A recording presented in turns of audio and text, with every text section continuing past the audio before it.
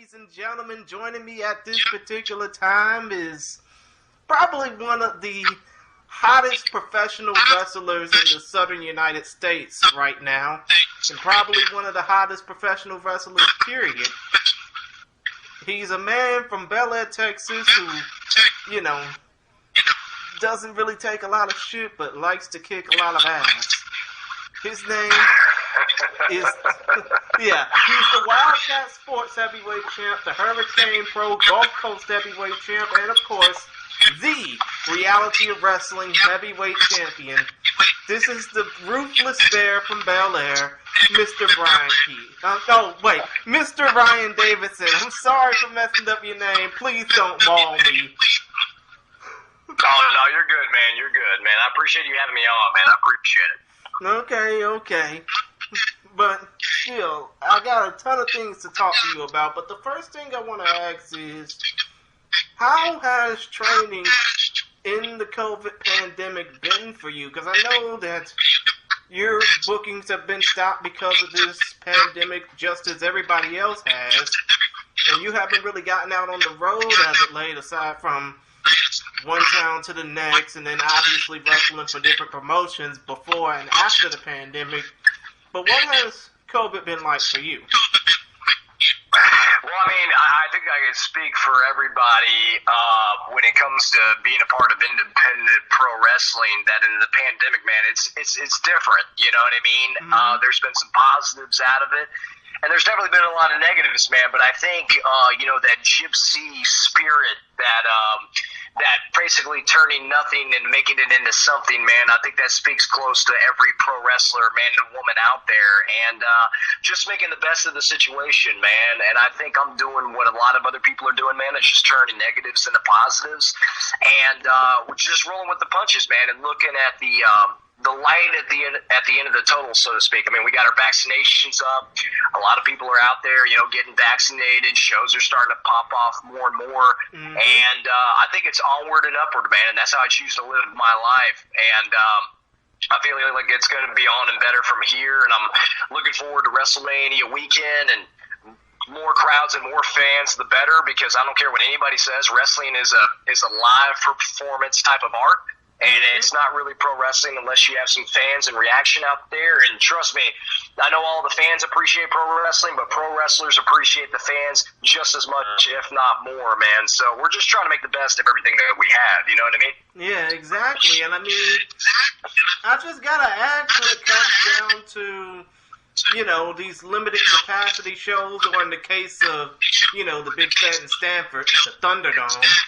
I mean, what have been your thoughts about, these limited capacity shows or these no capacity shows that just been popping up on television as of late?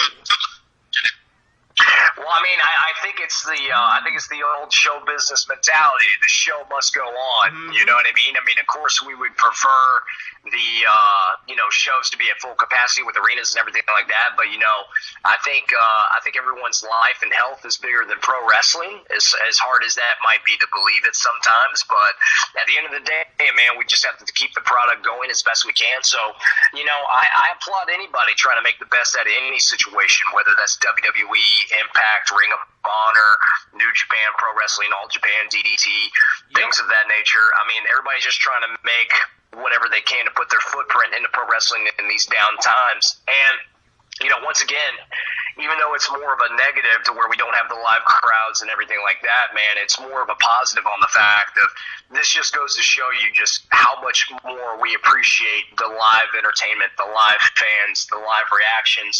And just imagine when things are often popping again, so to speak, with these live events. And just think about WrestleMania, when this is the first event that they're going to actually have fans back. Even though it's not full capacity, just the fact that you can have a fan's reaction and the crowd and everything there to react and things of that nature of what's going on in the ring, it just makes it that much more special, man. And I just think wrestling is it's going to be on a completely upward momentum, man, once more and more fans are back in there. But, like I said, turning negatives into positive, man. That's how everybody goes, man. And I really feel like that, if you can make the best out of this situation in pro wrestling during a pandemic, you can make the best out of any situation going forward. Exactly, man. Exactly. Especially given the fact that when it comes down to this year's WrestleMania, it's going to be held in front of, I would like to say, the same amount of capacity as the Super Bowl. Yeah.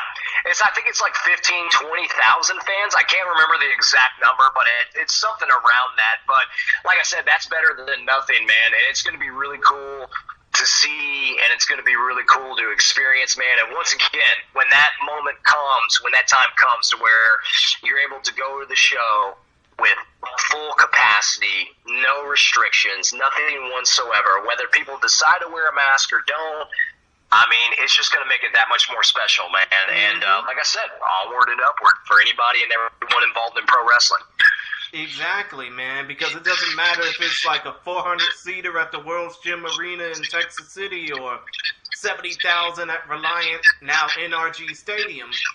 I mean, these people really bust their ass when it comes down to it, and they try and protect everything and everybody around them. Right, exactly. I couldn't agree more, man, for sure. Exactly.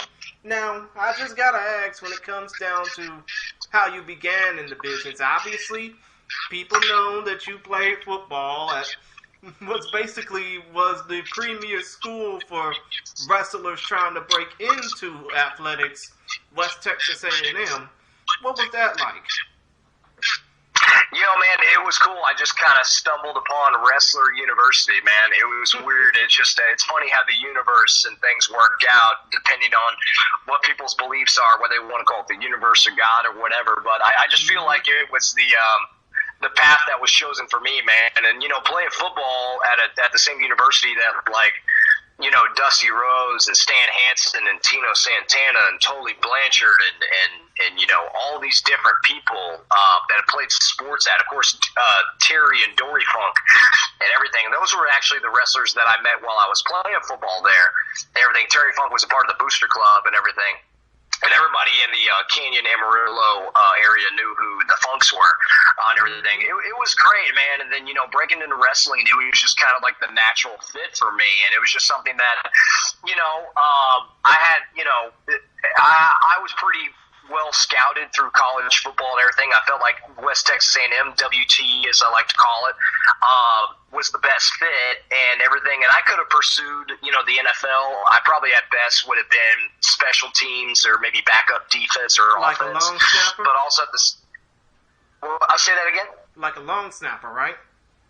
Yeah, like long snapper. Actually, ironically, yeah, I was a long snapper, special teams. I was also a D tackle and a center and strong side guard, depending on what type of offense you ran and everything like that when I played on offense. But, wrestling came calling, man, and I knew that, when my football career was all said and done, that pro wrestling would be the next fit, man, and it just happened a lot sooner than I expected it to, and just by happenstance and natural occurrences, man, I just happened to jump in the ring, and I just never looked back, and I'm very proud of it. Exactly, and I know that you obviously had some time training with Harley Race, the late, great King Harley Race, and he trained a lot of professional wrestlers, but who was your initial trainer going into the business? So my initial trainer would be between two gentlemen. It was Private Terry Daniels, who was out of World Class Championship Wrestling. He also did some work back in the WWF days, back in the day, with Sergeant Slaughter and everything like that. He was a good journeyman, a very good technician, and the guy that mainly really impacted me and really polished me up was Mr. Ebony Tom Jones, man. Not the singer, the wrestler, Mr. Ebony Tom Jones, man. He was a pioneer for a lot of black wrestlers back in the day, man. In fact, he was actually the first black wrestler to hold a singles championship in the southern states back in the independent days. So it's kind of ironic that I broke into the business with one pioneer for black wrestlers, and of course I later got polished up by Booker T, who is probably the best African-American wrestler that's ever came into wrestling business, but outside of The Rock and Ron Simmons and everything like that. And I hold a lot of high regard for, black athletes and everything like that, and really respect the culture and really respect all the knowledge that comes with it, man. And, Tom, TJ, man, he was such a, he was so beneficial to me in my career, and, I miss him dearly. I know he passed away a while ago and everything like that, but I learned so much from him, and I know a lot of guys and girls did too. And that was originally the guys that pretty much broke me in, was Terry Daniels and Tom Jones before I met Booker T. And before you met Stevie Ray as well, right? Yeah, Stevie Ray, man, I mean, him being my manager, man, for like almost 3 years was a blessing, man. I mean, the fact that I could go and look back at old WCW footage and just look at Harlem Heat and go, man, one guy was my manager and another guy was my mentor. And they both were my mentors, to be honest with you. But, man, Stevie, he was a guy that I with all due respect to Booker, I connected with a little bit more and everything like that. And Stevie was almost like he was almost like an uncle to me. Him and Book both were like uncles to me, and just really kind of got me on the right path of looking at things outside the box and everything. And then Stevie was always a guy that always just right between the eyes, like no sugarcoating anything, just told you what he felt and everything like that. But he was always very highly praised and everything, and saw things in me before really Booker did, with, to be completely honest. And I always got a lot of love and respect for Stevie, and I support and everything that he does, man. And it was such a blessing to have him by my side for so long, and still to this day. Exactly. Now, when it came down to, obviously, you training under the reality of wrestling, I know that you were probably one of the originals that trained down near the Toyota Center and then off Winkler Street before going to the Rome. Before going to the Mall of the Mainland in my neck of the woods, Texas City. But what was it like in those early days of the reality of wrestling? Man, it was awesome, man. I remember training back there on Commerce Street, man, right there in downtown, you know what I mean? And walking in there, meeting Book for the first time and everything like that. And it's been onward and upward ever since then, man. And then, the days of the Boogeyman from WWE. He was actually the strength and conditioning coach for a minute at PWA, now Reality of Wrestling, and getting so close to know him and know Book and everything like that. And I just remember a lot of the days of me and Gustavo Mendoza and the Pride, Chris Adams, and Kid Ransom, all these different Kid Ransom and all these guys, and Nico, now Abel Andrew Jackson. We would always run to the Toyota Center parking garage, run all the way up the stairs and come back, and then we'd, do all these conditioning drills before we'd even step into the ring. And that was just a testament to, to Boogie, man, to just how in shape that guy was. And I wouldn't trade those days for anything, man. And those days have really kind of set the tone for what I was prepared for in professional wrestling, and just seeing the metamorphosis of everything of just reality wrestling, from going from the Commerce Gym to the gym over there off of Winkler in Houston, Texas, and then now down in Texas City and everything like that. And just to see it grow and have so much young talent, men and women, come in there, man, it's really cool, man. It's really cool to see something grow and prosper and things of that nature. And it's something that I'm very proud of to be a part of and help grow. But once again, I can't take all the credit, man. It's Book. It's all the men and women that are involved in it, like Kevin Bernhardt and Gino and guys like Rex Andrews and Gustavo Mendoza. And, the guys now, the guys like Will Alday and Cam Cole and Edge Stone and La Familia and Brian Keith, Mysterious Q. Keeper the list goes on and on. AQA, who's now in the WWE. Yeah, man, Bartek, man, I got so much respect for him, man. And I remember the first days that he came in. I wouldn't say I was his trainer, but I helped train him on a few things and stuff like that. But Bartek really came into his own, man. And now that he's running New Texas full swing, which, I have a match with Q in Tampa and everything like that for WrestleMania Weekend and everything, man. It's just, it's always so cool to see men and women just grow into their own inside pro wrestling. And I'm glad to be a part of it. You know what I mean? I see. And obviously, when it came down to training in the Toyota Center parking garage, I know that was probably the most debilitating thing you went through outside of playing football, but, what was it like just seeing the Toyota Center in the background thinking, one day, just one day, I could possibly be in that place wrestling there?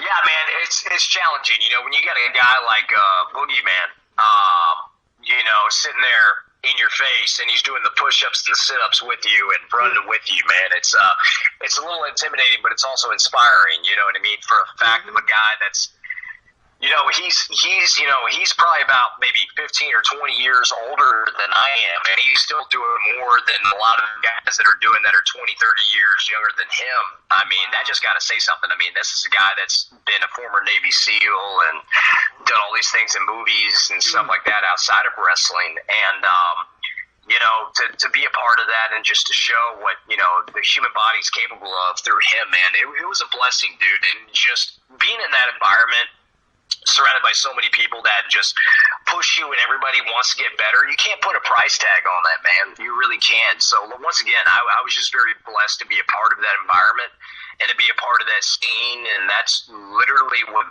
helped me kind of just progress and keep things going throughout my wrestling career and stuff like that, man. So I'm very blessed and grateful to have that. Exactly, and I know when it comes down to the Boogeyman, you probably have seen him act in Any Given Sunday before, and you're thinking, this is the same dude that's basically telling me to bust my ass every day to get to where I am now. Yeah, man. I mean, he just, there's just no quit in that motor that he has, man. It was full tilt all the time. So, it's kind of funny with Boogeyman. We would do these when we'd run to the Toyota Center parking garage and we come back. We do these thing called Indian runs, and I don't know if you know what those are, but it's basically you run in a single file line. Indian runs are, but please explain.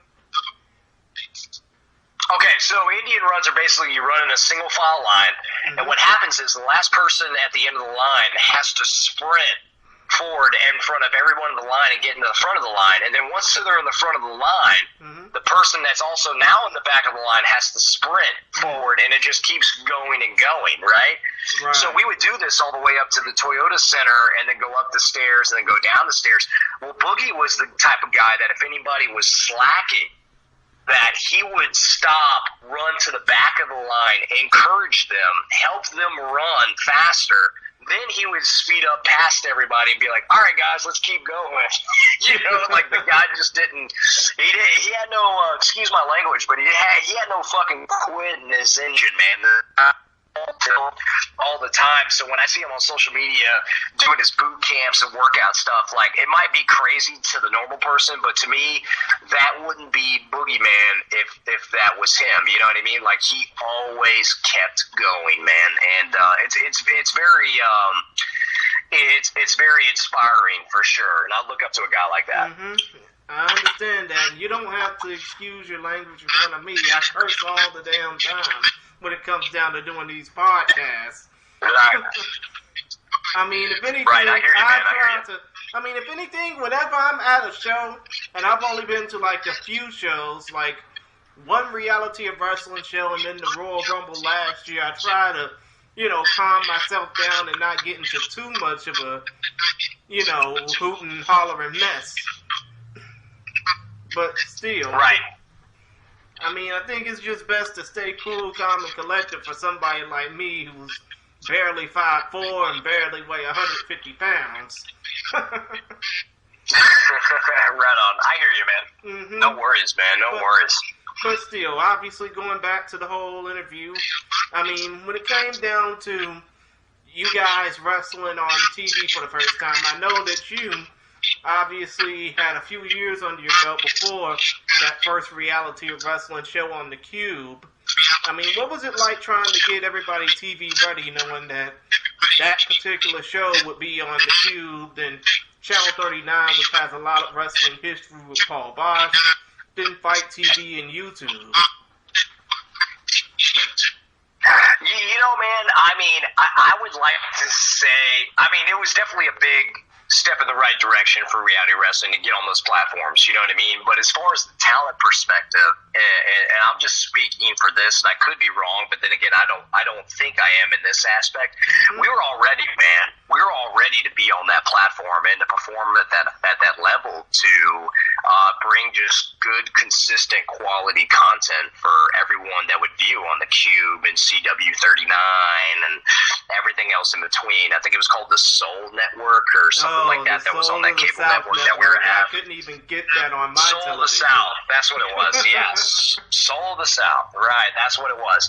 But anyways, other than that, man, I know the talent was there, but you know there was a lot of ups and downs, man. I mean, there would be times where, you know, back in the PWA days, the tail end of the PWA days, that we know the shows were great, but we were only drawing like a smidgen of crowds, man, like maybe 30, 40 people at the time.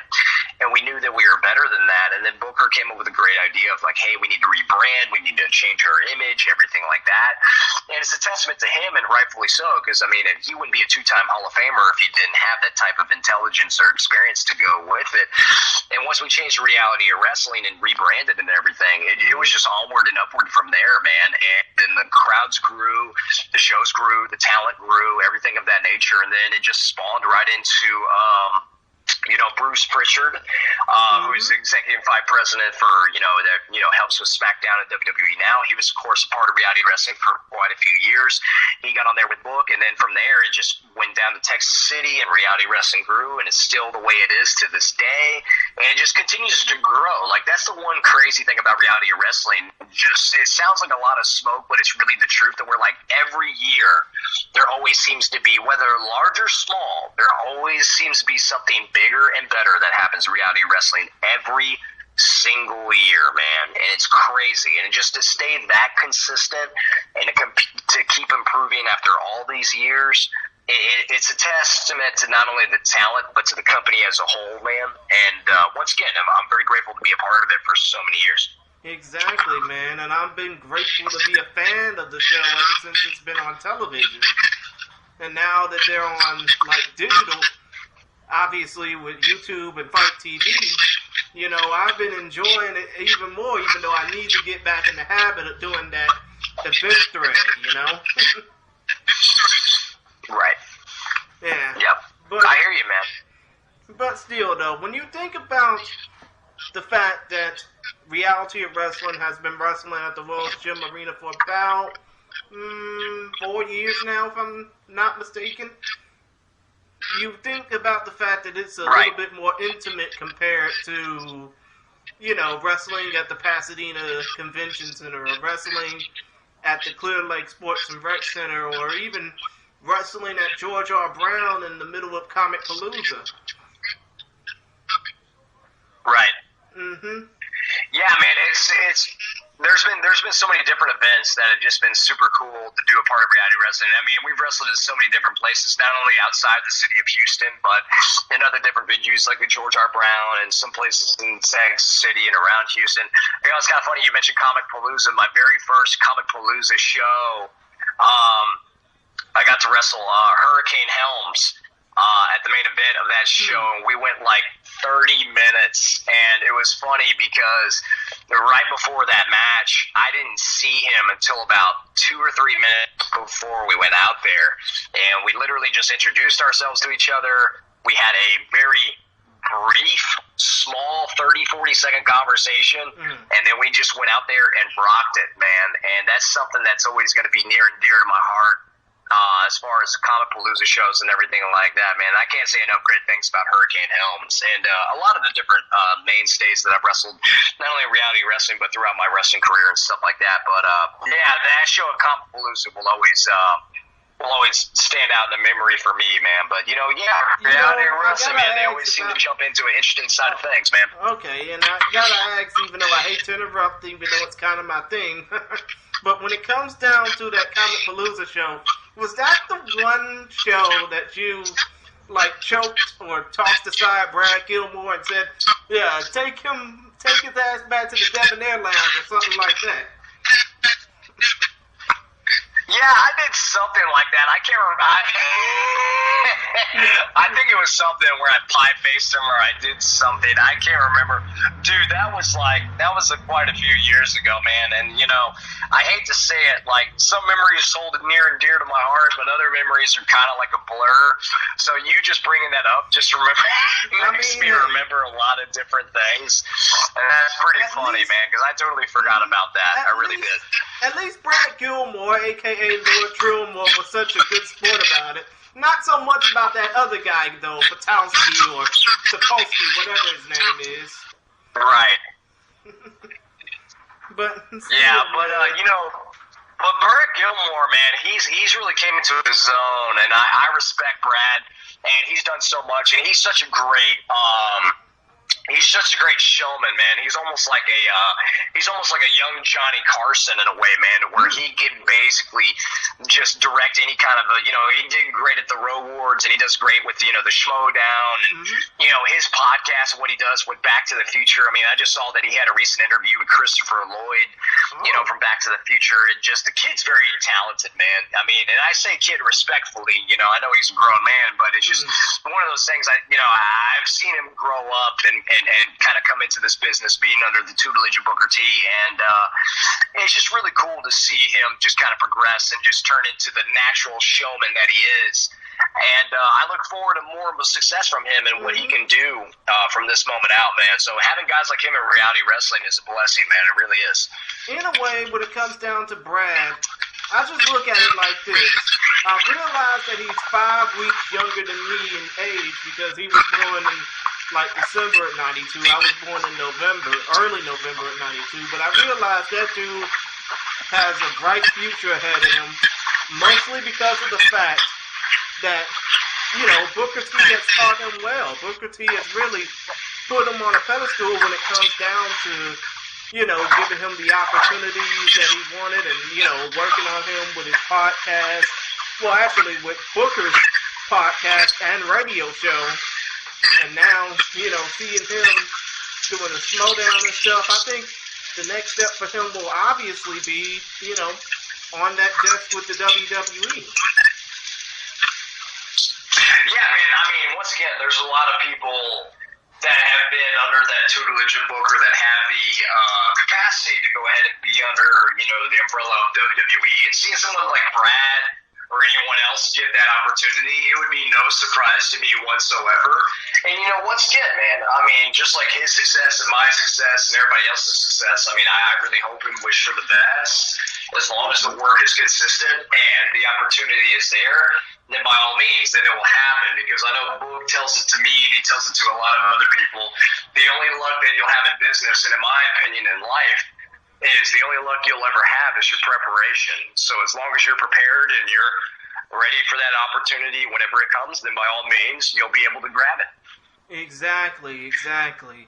And now, speaking of that opportunity, obviously you had an opportunity many times to wrestle for All Japan and wrestle for DDT in Japan. And to be honest, how has that experience been over the many times you've been there? Because I know you got to wrestle names like Shigehiro Irie and Kazusada Higuchi and names like that.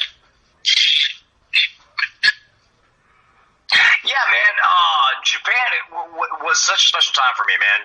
Wrestling out there at DDT and everything like that. I got to give a lot of thanks to Kikutaro and my buddy Mitch Baxter, who was a promoter out in Tulsa at the time, that developed a relationship out in Japan. But, the funny thing was DDT saw something in me, man. Kikutaro saw something in me and thought I was a really good fit to come over there. And, I went ahead and rocked it over there, man. And, it was a really cool experience to be there to wrestle in Korakuen Hall and Act Hall and wrestle around Japan and Nagoya Sapporo and Osaka and Tokyo and have you ever things of wrestled that at nature. the, And come to think of it, I'm sorry to interrupt again, but have you ever wrestled at the Kyoto KBS Hall before? Kyoto KBS Hall. No, I have not wrestled at that hall. So I've wrestled in, like I said, I wrestled in Korakuen twice. Mm-hmm. I wrestled in Act Hall, which Act Hall was my first match in Japan. I wrestled in a couple other different places, like I said, Nagoya, Osaka, Sapporo. I wrestled in the middle of a forest outside of Tokyo somewhere. I can't even remember where it was. In the DDT Natureland match, it was great. That was such a good experience. And yeah, man, I can't say enough great things about Japan. I'm currently working on something to where I'm getting ready to get fully vaccinated and head back to Japan. And everything like that, because there were some certain things that were kind of some hiccups, because I was supposed to go back in 2019. It didn't happen in the way that I thought it would, which is outside of my control. And everything like that. And then, of course, COVID happened, which, prevented that from happening in 2020. But in 2021, I'm looking forward to heading back there. And I've been in contact with not only DDT, but All Japan as well, because a lot of guys from DDT, they have good relationships there with All Japan. I know the people that work in the office there. And, I'm just looking forward to certain different things, man. But, I'm trying not to put any expectations on anything, just enjoy the process and work and keep it going. But Japan was such a special time, man, and I can't wait to return back there. I can understand that, and I mean, you managed to gain quite a following there as well with the natives over there in Japan, as well as those who follow Japanese wrestling. Yeah, man, it was really cool. I just kind of figured that by me going over there and wrestling there, that I would, I just kind of do my job and then come home. But, it just kind of by happenstance that I kind of captivated a little bit of the audience there, and I keep up with a lot of the fans and a lot of the people that have watched me when I was over there and everything like that. And, it's been about 2.5 years since I've last been there. And just to say that I still keep in contact and people still reach out to me and stuff like that from Japan, it just goes to show that, like, oh crap, man, I must have done something right. So once again, man, I'm just not trying to put any expectations on anything, just keep working, enjoying the process. And once again, man, I know I'll be returning back there very soon, and I'm just looking forward to it, man. But until that, I'm just going to keep putting in that work. I mean, come to think of it, do you think that with the amount of times that you have been over there, that a lot of people from Japan might, discover what's happening here in Texas? Yeah, man. I mean, there's been quite a few people from Japan that have kind of keep their eyes on Texas. I know one guy in particular that people know of, and he's been out to Japan before I did, was Moonshine Mantell, man. Moonshine was out there. The Kaientai Dojo when it was still around and everything like that, and he went out there a few years before I did, and anytime that people would recognize me being from Texas and everything like that, they would say, oh, do you know Moonshine Mantell? And they would talk about him and stuff like that, and a lot of other different stuff. But I mean, it's just really cool. It's just a testament to just show all the talent that's there in Texas and everything like that. But besides me, man, I'm looking forward to other guys and girls that are having that ability to go there. Like, I know Hyeon's been there, and Kylie Ray, when she was still wrestling, she was there, and then Alex Gracia and everything like that. But I'm looking forward to guys like Mysterious Q and Miranda Salinas, or as I know her, Princess Miranda as well. Oh yeah. Yeah, Miranda, yeah, but I'm looking forward to Mysterious Q and Brian Keith getting an opportunity one day to go to Japan, because I feel like they'll do very, very well there and everything like that. And then, I got a buddy of mine that's out of Oklahoma. His name's Latrell Upton. He's been at Japan. He's been there for about 2 or 3 tours already, man, and he's a young guy that's like 22 years old, man, and he's got all the talent in the world, and he's been doing very well over there in Japan and everything like that, so I know he's going to be a reoccurring talent. But it's a lot of possibility and a lot of opportunity, man, so I'm just looking forward to just seeing what's going to happen, not only for myself but for other people as well. And when it comes down to the people that you and I mentioned, I mean, obviously, they're basically the backbone of the reality of wrestling. They're basically the backbone of what has gone on in the Texas wrestling landscape over the last decade. I would just love for them to get that opportunity to shine, be it in Japan or in a major promotion like MLW where Gino is, or AEW where Alex Glacia is, or even, you know, the big fat in Stanford, the WWE. Yeah, man, I feel like, you know, in wrestling, you know, it's never a factor about the talent, man. It's always just about when the opportunity strikes. And once again, like I said earlier, man, it's your preparation is the only luck you're going to have in this business. And I feel like with talents like, you know, Q and Brian Keith and Izzy James and Will Allday and Edge Stone and guys like that, it just all depends on, like, if they're going to be prepared for the opportunity, which I believe they absolutely will be, and everything like that. And of course, I can't, you know, talk about just the dudes. I got to talk about the ladies as well. Girls like, you know, Roxy and Promise Braxton and Rachel Rose and things of that nature. You know, they'll be ready to go ahead and strike when the time is right, man. So as long as that opportunity is there, I feel like they're going to be able to deliver, man. So it's just all, you know, in pro wrestling, it's just a funny thing. It's just all about the timing, man. It's all about the timing and when things happen, because you can only control so much in this business, man. So as long as you're ready when that time, you know, strikes, then everything else just falls into place. Exactly, man, exactly. And to think about Rachel Rose for a second, she used to be a referee before becoming this big star now. Yeah, man, I mean, bending the knee. People need to bend the knee to Miss Rachel Rose. And, you know, I'm all about it, man. I had a hand in her training and everything like that, and she's really grown, too. And, you know, once again, I can't take all the credit. It's guys like Gino and other people that have really helped molded her and stuff like that. But, you know, she is a girl. She is a lady that has really came into her own, man. And right off the bat, besides, like, the in-ring ability, I knew that the actual personality, the character that she had, that's really what made her set apart from really every other girl in my mind. And she's really coming to her own and really grasping her style of how she wants to go out and perform and compete inside that ring, man. And she's definitely one of the girls that I really look forward to seeing progress, man, and keep moving forward in the wrestling business, man. So I see a lot of big things coming from her and other ladies as well. Exactly. Now, when it comes down to, and I hate to just speed things up, but you got to start WrestleMania Weekend coming up, man. Can you tell me a little more about it? Yeah, man, so I'm on this show called the Showcase of the Independents, and it's basically a new Texas Pro heavyweight title match between myself and the Mysterious Q. Me and Q, man, have had a rivalry for over a decade now, man, and, you know, it's one of those things to where the fact that we can still go out there and tell this story and be able to perform at a high level just speaks to not only himself but to myself as well.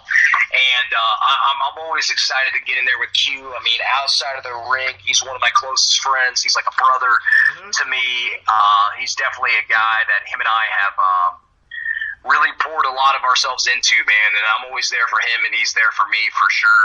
And just for the fact that we get to be able to go on the platform in Tampa and go in and rock it and do something that him and I know that we've been able to do for so many years now, it's just a testament, man. I mean, just the fact that we can still go out there and people have a great interest in just him and I competing against each other just speaks to itself, man. And I'm really looking forward to that and a lot of other shows, not only New Texas, but other different organizations have, like, you know, For the Culture Wrestling and GCW and a lot of other different promotions that are out there, man. And once again, you know, even though we're on the tail end of a pandemic, we're making the best of every situation, man, and getting that opportunity. And I know Q has got a whole stacked schedule against him because he's not only working me, but he's wrestling, you know, Gino Medina, and he's wrestling a couple other different people around in Tampa, man. So we definitely have our work cut out for ourselves. And I know being in Tampa as we record this is only a few days away. It's less than a week away, man. But I'm totally jacked and jazzed and excited about it.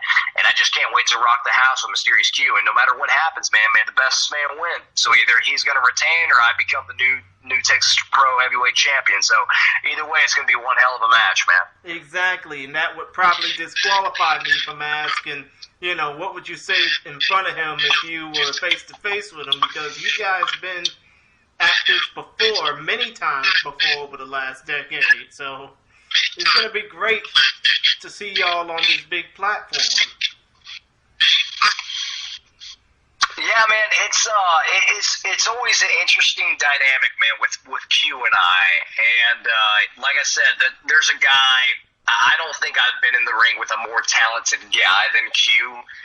Just a naturally gifted athlete, man, and everything. But he's the type of guy that he pushes me to be better, and I push him to be better. And I know when we step in the ring in Tampa, man, it's going to be something where it's like, all right, we know all the things that we've done in the past for reality wrestling and elsewhere, and let's just up the ante a little bit more throughout Tampa. And I know him and I are going to deliver, man. So once again, I can't wait.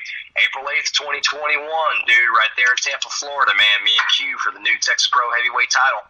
Yeah, it's going to be a great match. Yeah, that match is going to be fun. But, and I hate to really change the subject now, but you mentioned earlier on about the fact that you were trained by a black professional wrestler at the start. You're obviously trained by, two of the greatest naturally three of the greatest black professional wrestlers that's ever stepped foot in the ring in the Boogeyman and Harlem Heat, Booker T and Stevie Ray. But obviously, when it comes down now to the African American community, the Latin community, and the Asian community just getting, bombarded with hate, bombarded with disrespect over the last year, if not a hell of a lot more. What has been your thoughts about, the whole social justice movement and, when it comes down to minorities, do you feel that we are getting respect? Do you think that we need to get more respect than what we're due? I mean, I know, I'm sorry for asking this as me being a short black man, you being a big white man, but still. Well, I can tell you right off the bat, I feel like the respect is already there, and it has been there, but also at the same time, the way our society kind of paints the picture on everything, and stuff of that nature, it always seems like that, things are never enough, you know what I mean, and stuff like that. And, I can tell you from being a white male inside of it, I respect the culture, I admire the culture, and I honor the culture, and I honor all cultures. And it's one of those things, too, where, like, in professional wrestling, there is no color. We're all one. We're all brothers and sisters, and regardless, and also at the same time, we all have to respect and honor each other's backgrounds. And I know for me, and I've learned from a long time ago, is that I know things are going to be different. I know there's going to be different challenges and different battles that people are going to have to face. But also at the same time, if I lace up my boots the same way that anybody else does, regardless of their skin color, we're in this together. Mm-hmm. And it was the same mindset that I have walking in George Floyd rallies and everything like that down in Houston, Texas, when the unfortunate events happened. But it just made us grow and be a part of each other that much stronger, man. And, I can tell you, as far as the earned respect and everything like that, I don't think there's any respect that needs to be earned. It's already there. Mm-hmm. And it will continue to grow and everything like that. But also at the same time, I do know that there's still a lack in certain things, and there's always still work that needs to be done. But I can tell you this, from my standpoint, I will always support any and every culture that's involved in pro wrestling. I will always be there for my brothers and sisters that always want to make themselves better, not for professional wrestling, but for themselves in general. And when it comes to African-American athletes or any kind of other athletes from any other nationality or race or anything like that, they have my full love and support, no judgment or anything of that nature, because there's no need or no room for that whatsoever. And I feel like those are things that should definitely be honored and totally committed to moving forward in pro wrestling. And I'm very glad that there's a lot of different wrestling organizations that represent and honor the different cultures and the different substances that make pro wrestling so great. Because pro wrestling, once again, it's an environment, it's a form of art that caters and is welcome to all, just not a certain demographic. You know what I mean? And, I'm very proud to be where I'm from and what I have, but I'm also very proud to represent and to help support others in their journey and what makes them better and can make them better human beings. And we're all in this together, man. I mean, there is no skin color in my mind. We're all one and the same. We all bleed the same way. And once again, the cultures and everything need to be honored and respected. And I'm going to do that from this moment forward and to continue to do so. I see. And you know what? In a way, obviously, there are people that, you know, love these horticulture shows that GCW does. There are people that love these UWFI style events that a lot of these indie promotions do now. There are people that just simply have a strong embrace for Lucha Libre. Obviously, the Reality of Wrestling had a show like that you wrestled Estrella Galactica on. But in my mind, if you love all these shows and just have a thing for hating the people that are on them just because of their skin color, and I hate to say it like this, but you need to get your fucking head examined because you got a fucking problem that you need to get dealt with about. Yeah, I mean, once again, man, there's no room for hate inside of pro wrestling when it comes to somebody's skin color demographic, man. I mean, we're all one community. We're all one certain demographic of people that love such a crazy, unique form of art, man. And I just, once again, I don't even think about things like that, to be completely honest with you. And, if there's anyone out there that feels a certain way or any type of hatred that they have in their heart, I really have a lot of empathy towards them, but I also know that there's no room for them in pro wrestling because, once again, that's just something that we don't support. So, once again, it's just one of those things of just like, there's nothing but love and nothing but honor for anyone that has any kind of skin color, demographic, or culture, man. And that's the way it's going to continue to be. And I can tell you that's what makes pro wrestling great because there is no segregation. There is no your way and then my way. It's all of our ways, man. And we're all in this shit together, regardless of how politics and crazy things are in the world, the things that we can't control. We just have to deal with it and ride with it and make the best of it just like anyone else. And things of that nature, and it gets really tough at times. It gets really dark at times and stuff. But we grab each other's hands. And we're in this fight together, man. And whatever we can do to just bring some wholesome, good entertainment to anyone, it doesn't matter what your nationality or demographic is, and just all for the better, man. So, like I said, nothing but love and support for me from any and all cultures, man. And I'm just telling you, the respect's already there. The respect's going to keep growing, man. And just that's what makes pro wrestling great. Exactly, man. Exactly. And that's the beauty about this, because no matter what we go through, no matter if we're Democratic, Republican, third party, whatever, and no matter if we have the same beliefs or don't, as long as we're wrestling fans, we gonna love the same thing no matter what. As long as we're sports fans, really, we're gonna love the same thing no matter what. And that's the main thing about it. And yeah, man, for sure. I couldn't agree more. Exactly. Now, one more thing before I, close this interview off. Obviously, there's been a lot of celebrity involvement, not just in, wrestling, obviously, with the whole Bad Bunny situation, but with boxing as well because of the Paul brothers and, everybody want to try their hand at these exhibitions and stuff. But I just have to ask, what would be your advice for celebrities that are thinking about trying to get into combat sports, thinking that, I'm going to make an easy payday or something like that? Well, I mean, I don't knock anybody for wanting to try something new, but if they think they're just going to be able to walk into professional wrestling and just think they're going to have a go at it, they're going to have a very hard dose of reality that comes to them because this business is not for everybody. But also at the same time, you just kind of have to prove your worth. You just kind of have to prove what you can add value to inside this business. So when I see guys like Soulja Boy and Little Bow Wow and things like that, they're talking trash on Twitter and everything like that.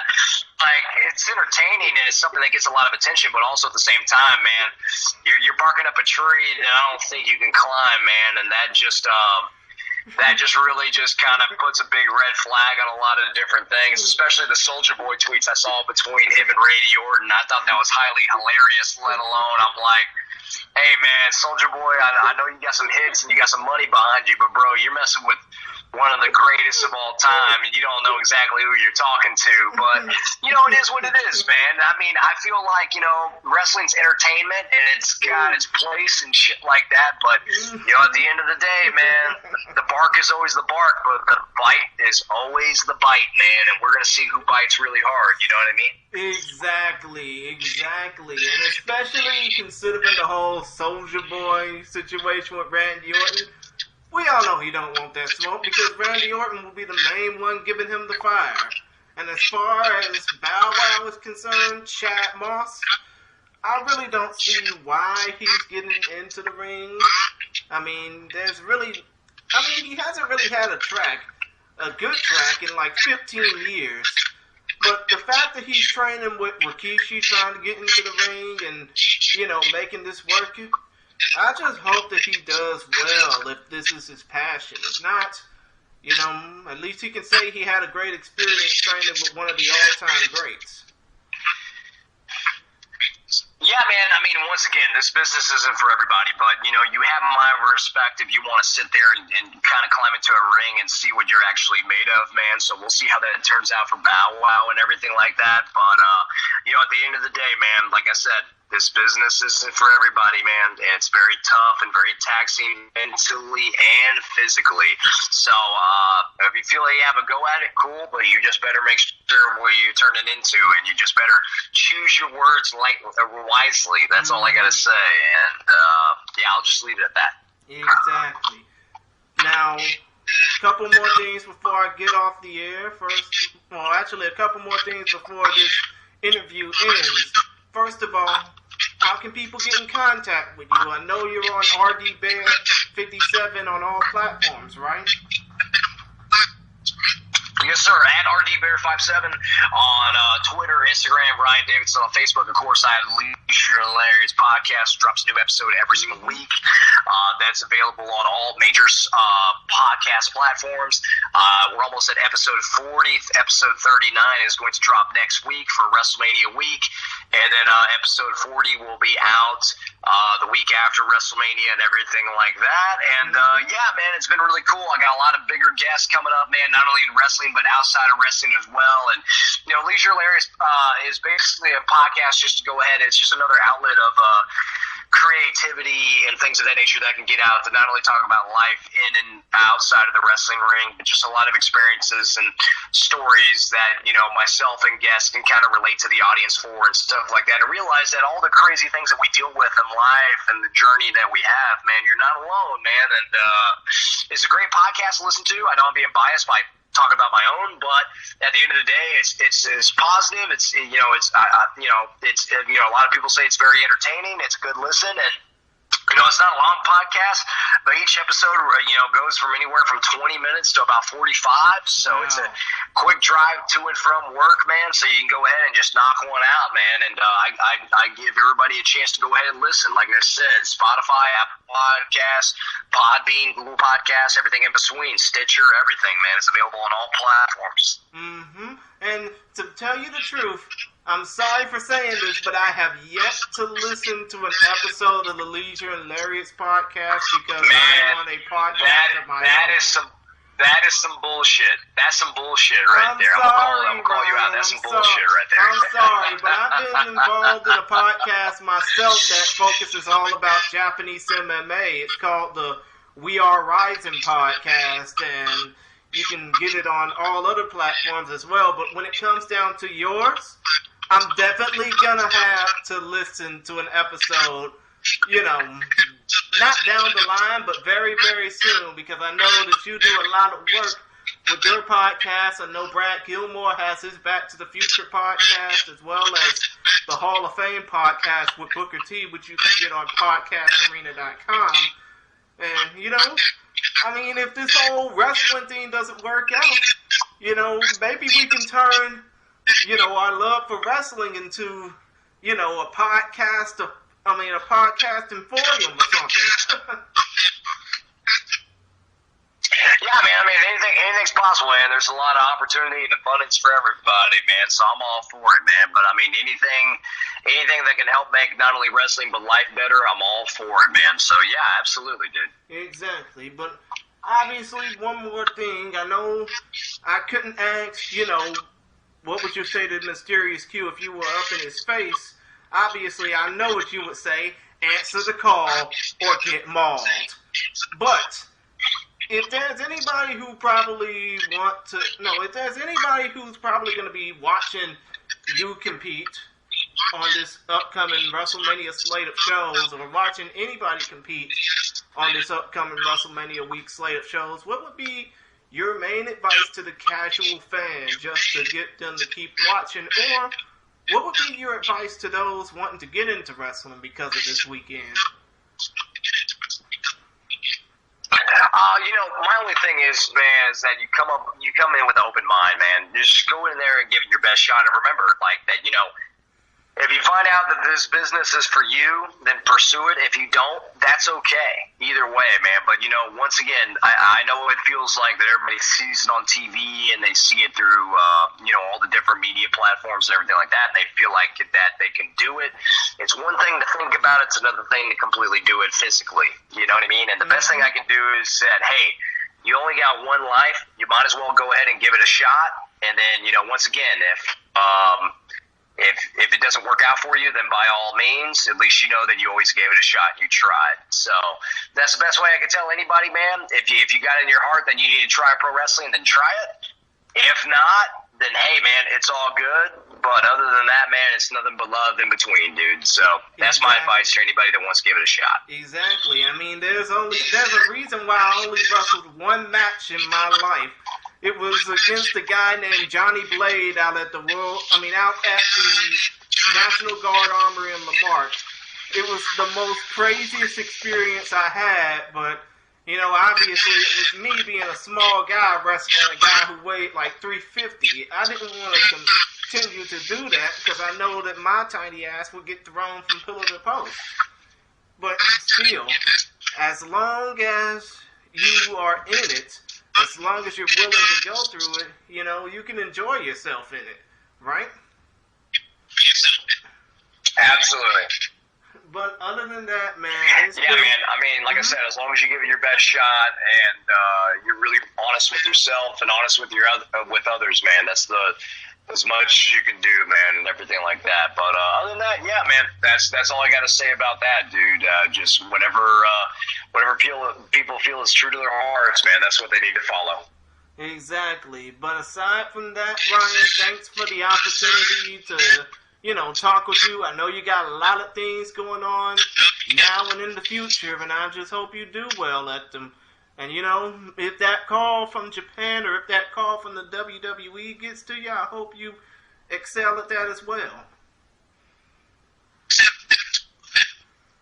Yeah, man, for sure. I appreciate you having me on, dude, and thank you so much for having some time for me to go ahead and speak with you and everything like that. And, like I said, for everybody out there, man, if they want to follow me on social media, at RDBear57, Twitter, Instagram, Ryan Davidson on Facebook, of course, Leisure and Larry's podcast on all major podcast platforms. New episode drops every single week.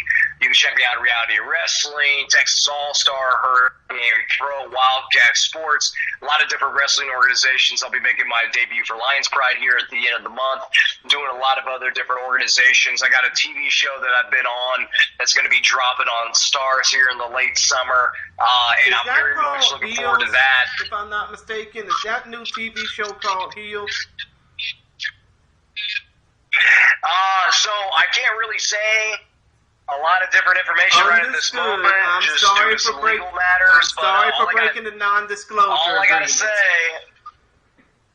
I gotta say is just stay tuned and just keep an eye on social media, and I'll be able to answer those questions for you. But I got some things. I know that sounds like the very cliche thing of big things coming, but I really do have some big things coming, and things of that nature. And once again, I will be returning to Japan sometime this year in 2021. Keep an eye out for that as well. I'm working hard on that, God willing.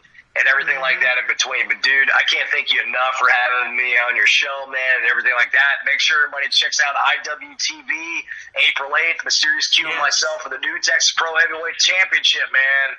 We're going out, we're going balls out, man, and we're going to have a good time, dude. So make sure everybody checks that out, man.